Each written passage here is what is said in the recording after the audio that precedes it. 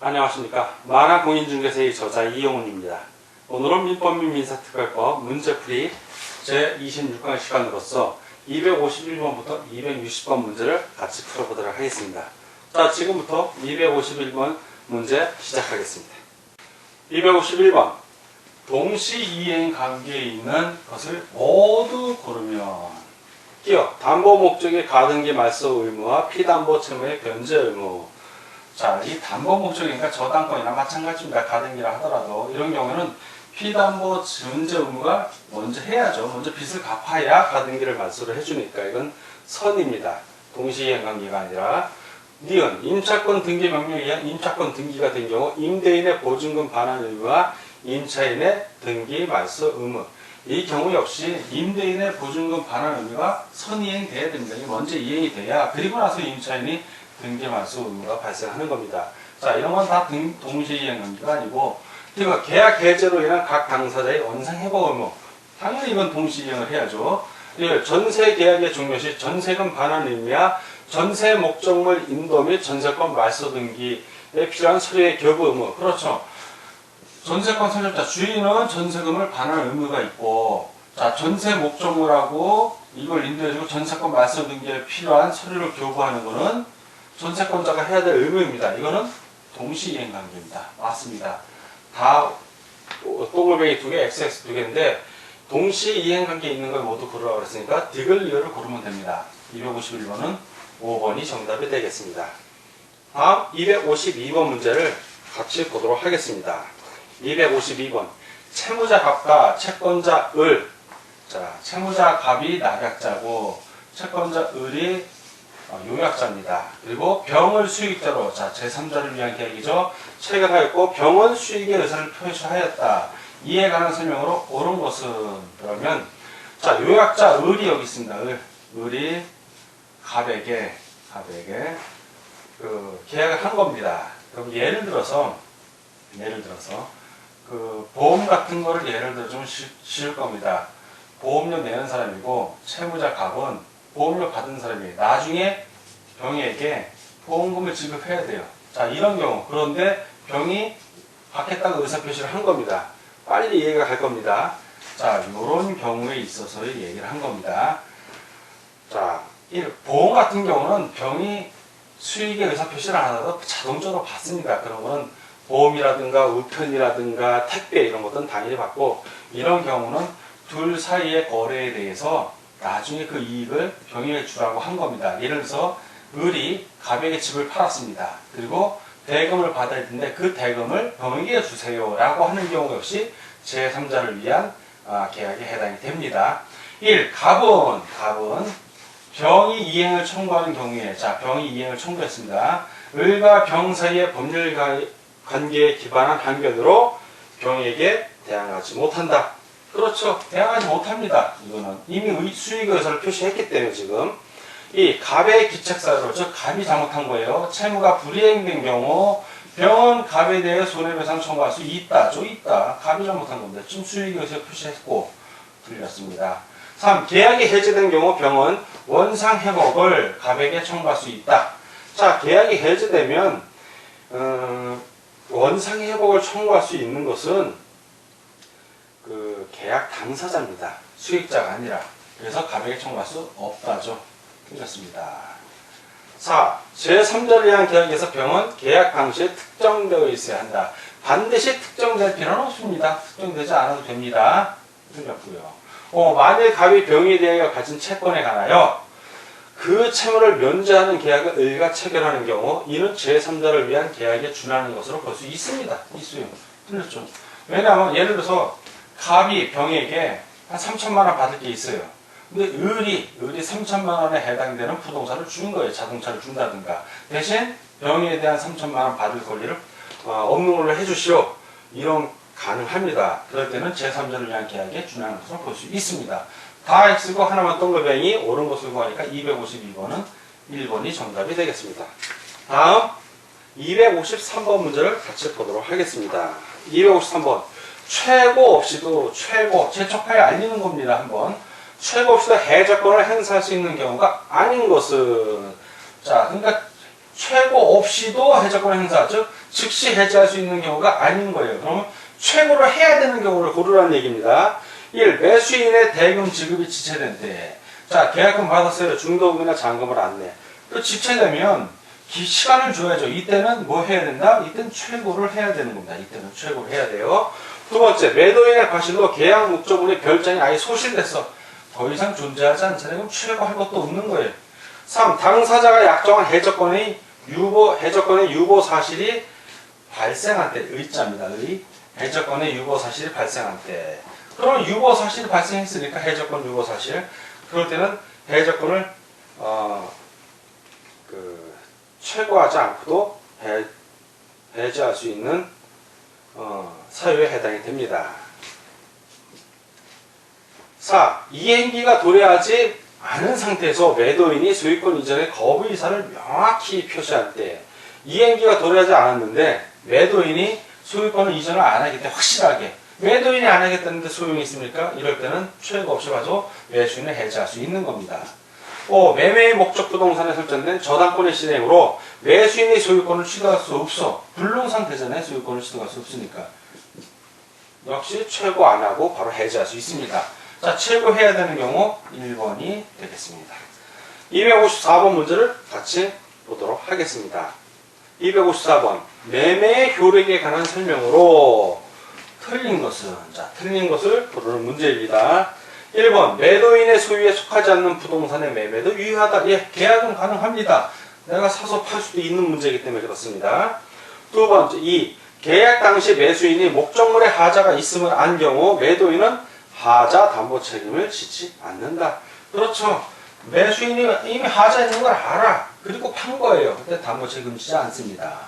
3. 수량을 지정한 매매에서 계약 당시 매매 목적물의 소량 부족을 안 매수인은 대금 감액을 청구할 수 없다는 이미 알고 있는데, 자, 매수인이 대금 감액을 청구할 수 있으려면 계약 당시 매수인이 그 부족한 거나 멸시를 알지 못해야 합니다. 자, 틀렸고요. 4번. 매매 목적물이 인도되지 않았더라도 매수인이 대금을 완지한 경우 그 이후의 목적물의 과실은 특약이 없는 한 매수인에게 기속된다. 그렇죠. 매수인이 돈 냈어요. 그러면 그 특약이 없는 한 매수인에게 기속되죠. 그 과실은. 맞는 얘기입니다. 5번. 매수인이 매매 목적인 권리의 전부가 제3자에 속한 사실을 알고 있었더라도 매도인이 이를 취득하여 이전할 수 없는 때에는 매매 계약을 해제할 수 있다. 그렇죠. 해제할 수 있습니다. 다 오고 하나만 X 틀린 것이니까 3번이 정답이 되겠습니다. 다음 255번 문제를 같이 보도록 하겠습니다. 255번. 민법상의 부동산 환매에 관한 설명으로 틀린 것은 1. 환매특약은 매매계약과 동시에 하여야 한다. 그렇죠. 그래서 등기를 동시에 접수해야 됩니다. 2. 환매대금은 특약이 없는 한 매도인이 수령한 매매대금과 매수인이 부담한 매매비용을 합한 것이다. 맞습니다. 3번. 환매기간은 5년을 넘지 못한다. 법에서 규정하고 있죠. 4. 환매기간은 한번 정해지면 특약을 연장할 수가 없습니다. 연장될 수 있다. 틀렸죠. 5. 환매기간 내에 매도인이 매수인에게 환매대금을 제공하지 않으면 환매병은 소멸한다. 그렇죠. 환매대금을 제공해야 환매가 되는 겁니다. 맞는 지문입니다. 다 오고 하나만 X 틀린 걸 구하니까 255번은 4번이 정답이 되겠습니다. 다음 256번 문제를 같이 보도록 하겠습니다. 256번. 임대인 임차인의 권리와 의무에 관한 설명 중 틀린 것은 1. 통상의 임대차에서 임대인은 특별한 사정이 없는 한 임차인의 안전을 배려할 의무까지 부담하는 것은 아니다. 그렇죠. 임차인의 안전은 본인이 알아서 하면 되는 겁니다. 맞고요. 2. 필요비와 유익비를 지출한 임차인은 임대인에게 즉시 그 상한을 청구할 수 있다. 필요비는 즉시 상한을 청구하지만 유익비는 즉시 상한을 청구 못합니다. 유익비는 임대차 종료 시에 청구할 수 있습니다. 민법 제626조입니다. 틀렸고요. 4. 임차인의 지상물 매수 청구권은 형성권으로서 재판상뿐만 아니라 재판 외에서도 행사할 수 있다. 맞습니다. 이건 바로 토지 임차인을 말합니다. 이런 경우. 4. 건물 소유 목적의 토지 임차권이 임대인의 해지 통보에 의하여 소멸한 경우에도 임차인의 지상물 매수 청구권이 인정한다. 그렇죠. 임대인이 이미 해지 통보했는데 이런 경우에는 그 갱신 청구 안 해도 되는 겁니다. 지상물 매수 청구권이 그냥 인정이 되는 겁니다. 맞고요. 5번 임차인의 지상물 매수 청구권은 지상물의 소유자의 하나에 행사할 수 있으며 그 상대방은 원칙적으로 임차권 소멸 당시에 임대인이다. 맞습니다. 다 오고 하나만 X 틀린 것을 구하니까 256번은 2번이 정답이 되겠습니다. 다음 257번 문제를 같이 보도록 하겠습니다. 257번 임차인 을은 자 항상 임차인은 을이고 임대인 갑의 동의 없이 임차 목적권을 병에게 전대하였다. 갑을 병의 법률관계에 대한 다음 문제 틀린 것은 자 보겠습니다. 1번 임차인 을과 전대인 병 사이에 전대차 계약을 유효합니다. 전대차가 유효하게 성립하고 을은 병에 대하여 목적물 인도 응합 담보 책임을 진다. 즉 임대인의 동의를 받을 책임을 지는 겁니다. 맞습니다. 두 번째 2. 병은 자 전대인 병은 을에 대한 권리로 갑에게 대항하지 못한다. 그렇죠. 임대인에게는 대항하지 못합니다. 3. 갑은 병에 대하여 차임 청구권은 없지만 을의 차임 청구권을 대의 행사할 수 있습니다. 그렇죠. 을이 차임을 안 내면 병에게 을을 대리하여 돈 내라 할 수 있다는 얘기입니다. 4. 을의 채무 불이행으로 을이 임대료를 안 내는 거죠. 차임을 인하여 임대차 계획이 해지된 경우에도 을은 갑에 대하여 부속물 매수 청구권이 있다? 없답니다. 자기 의무를 이행을 안 했는데 권리를 해주는 경우는 보전해주는 경우는 없습니다. 대법원 판례이기도 하고요. 틀렸고요. 5. 갑과 을의 임대차 관계가 기간 만료나 채무 불이행 등으로 소멸하면 병의 전차권도 소멸함이 원칙이다. 민법 제631조에 나옵니다. 다 오고 하나만 X 틀린 것을 고르니까 257번은 4번이 답이 되겠습니다. 다음 258번을 보도록 하겠습니다. 258번 계약에 관한 설명 중 옳은 것은 1. 민법상 쌍무계약은 모두 유상계약이다. 맞습니다. 모든 유상계약은 쌍무계약이다 하면 틀려요. 현상간격 때문에 편무계약이니까. 그러나 쌍무계약은 모두 유상계약이다. 서로 대가 지불해야 됩니다. 맞습니다. 2. 사용대차는 쌍무계약의 일종이다. 아니죠. 한쪽만 저기 의무를 부담하니까 이건 편무계약이 됩니다. 편무 틀렸고요. 3. 교환계약에서 금전의 보충 지급에 대한 약정이 있는 경우 그에 대하여 매매 규정을 준용한답니다. 준용할 수 없다가 아니라 매매 규정 준용해야죠. 틀렸고요. 4. 유상계약과 무상계약을 구별하는 시기 등은 유상계약에 한하여 위험 부담의 문제가 발생하기 때문이다. 좀 이상하죠? 이거는 유상계약, 무상계약이 아니라 바로 저게 쌍무계약하고 편무계약입니다. 쌍무. 이 위험 부담의 문제는 쌍무계약에서 발생하기 때문에 쌍무계약과 편무계약을 구별하는 시기라고 합니다. 그래서 쌍무계약에 한해서 서로가 의무를 부담하는 경우에 한해 위험 부담의 문제가 발생하기 때문입니다. 틀렸고요. 5. 임대인이 임대 목적물에 대한 소유권 등의 처분 권한을 갖고 있어야 임대차 계약이 유효하게 성립한다.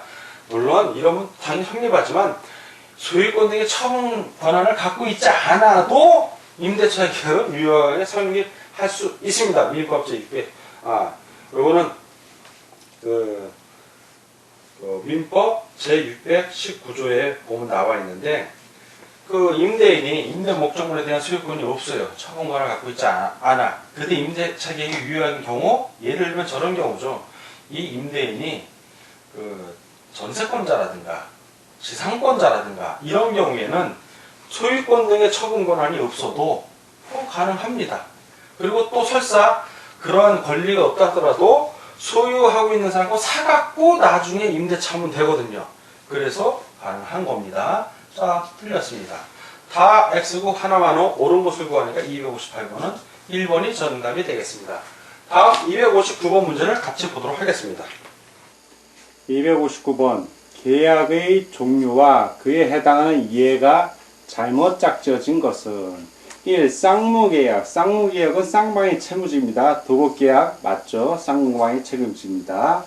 편무계약. 요거는 한쪽만 채무를 줍니다. 무상 임치계약 맞습니다. 3. 유상계약. 쌍방이 출연을 합니다. 임대차 계약 맞고요. 4. 무상계약. 무상은 일방만 급부를 합니다. 일방만 채무를 부담하죠. 사용대차 계약. 일방의 급부. 5. 낙성계약. 낙성계약은 당사자 쌍방의 합의 외에도 물건의 인도나 기타 급부 이행이 필요한 계약입니다. 자, 낙성의 현상 광고 계약. 그러니까 현상 광고 계약 같은 경우는 이거는 편무 계약이면서 유상 계약이고 요물 계약입니다. 낙성 계약이 아니라 이런 경우는 요물 계약. 자, 그래서 요물 계약은 합의 외에도 물건의 인도나 기타 급부의 이행이 필요한 계약이고, 그래서 현상 광고 계약은 편무이면서 유상이지만 이것은 요물 계약입니다. 그래서 현상 광고 계약은 꼭 여러분들이 편무, 그리고 유상, 그리고 요물 계약, 그래서 현편유요 이렇게 꼭 암기를 좀 해 주셔야 됩니다. 그래서 잘못 짝지어 주신 거니까 5번은 X, 259번 잘못 짝지어 준 것 다 오고 하나만 X, 그래서 5번이 정답이 되겠습니다. 260번 쌍무계약과 편무계약, 유상계약과 무상계약의 구별에 관한 다음 설명이죠. 잘못된 것은 1번 쌍무계약은 당사자 쌍방이 서로 상대방에 대해 상호 의존적 결련 관계에 있는 채무를 부담하는 계약이다. 맞습니다. 자, 두 번째, 편무계약은 당사자 일방만이 채무를 부담하거나 당사자 쌍방이 채무를 부담하더라도 그 채무가 상호 의존적 결련 관계에 있지 아니한 경우이다. 맞습니다. 3. 유상계약과 무상계약의 구별은 계약의 전 과정을 통해 객관적으로 당사자가 서로 상대방에 대하여 대가적 의미를 갖는 출연을 하는지 여부에 달려 결정된다. 그렇죠. 유상, 무상. 네 번째, 쌍무계약과 편무계약을 구별하는 실익은 쌍무계약에 한하여 동시행의 한병권과 위험부담의 문제가 발생한다는 데 있다. 맞습니다. 5번, 모든 유상계약은 쌍무계약이다. 모든 쌍무계약은 유상계약 맞지만 모든 유상계약이 쌍무계약인 것은 아닙니다. 왜냐하면 유상계약 중에 그 현상 광고만큼은 편무계약입니다. 그렇게 이해하시면 됩니다. X. 다 오고 하나만 X. 잘못된 것이니까 260번은 5번이 정답이 되겠습니다. 자, 지금까지 문제 푸시라고 수고하셨습니다. 오늘은 민법 및 민사특별법 문제풀이 26강 시간으로서 251번부터 260번까지 같이 풀어봤습니다. 여러분들께서 힘내서 문제 풀어주실 것을 당부드리면서 오늘 강의 여기서 마치겠습니다. 감사합니다.